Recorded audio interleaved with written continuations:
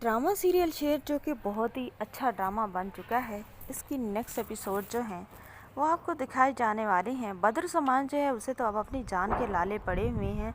वो बद्र सामान जो 6-6 करोड़ की गाड़ियों पर घूम रहा है, लेकिन इस ड्रामे में एक ये चीज़ भी दिखाई गई है कि बद्र सामान 6 करोड़ वाली गाड़ी पर बैठकर एक ऐसे ढाबे पर चाय पीने के लिए जाता है जहाँ पर 200 से 3 बंदों ने चाय पी ली, एक बाप और 2 बेटों ने।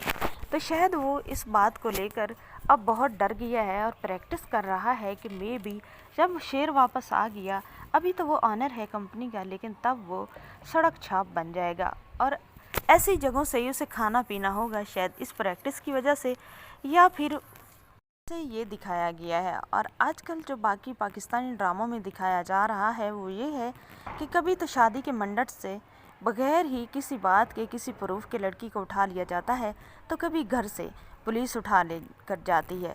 कोई प्रूफ नहीं होता, कोई प्रॉपर सबूत एफआईआर नहीं होते। बाकी पहले ये ड्रामों में नहीं दिखाया जाता था। अब इन ड्रामों का लेवल इतना लो हो चुका है कि ऐसी गिरी हुई बातें ड्रामों का हिस्सा बन गई हैं।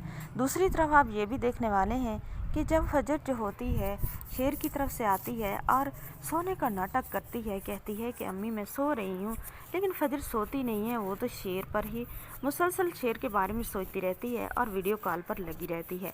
तो जो होती है फजर की माँ, उसको भी अब शक होने लगा है फजर के सजने संवरने और हर वक्त उसके चेहरे पर मुस्कुराहट रहती है उस वजह से। तो वो अब कान लगाकर दरवाजे पर सुनती है कि फजर वाकई सो रही है या किसी से बात कर रही है। फजर जो होती है वो तो शेर से बात कर रही होती है। तो फजर की माँ फजर से पूछती है कि क्या वाकई तुमने शेर को अगवा किया है और तुम शेर से ही बात कर रही थी? किससे तुम इतनी मीठी मीठी बातें कर रही थी और इतने धीमे धीमे लहजे में? फजर खैर तो है, पहले मैं तो तुम्हारे ताने सुन सुनकर थक गई हूँ तुम्हारे बारे में, अब तुम कोई नया चांद तो नहीं चढ़ाने वाली।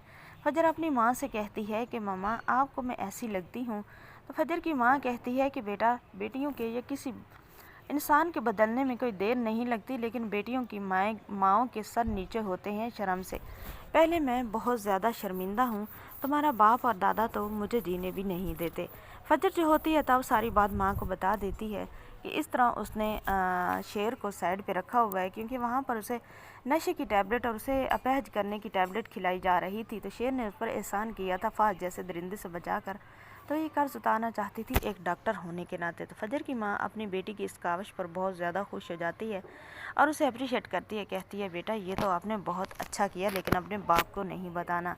तो जो होती है फजर वो कहती है कि सबको इस बात का पता है, क्योंकि रईस पर्चा मेरे पर करके पुलिस लेकर आ गए थे। बाबा को भी इस बात का सारा पता है, लेकिन ये पता नहीं कि मैंने वाकया ही अगवा किया है या मैं लेकर साइड पे रखा है। तो आप भी बाबा को नहीं बताइएगा।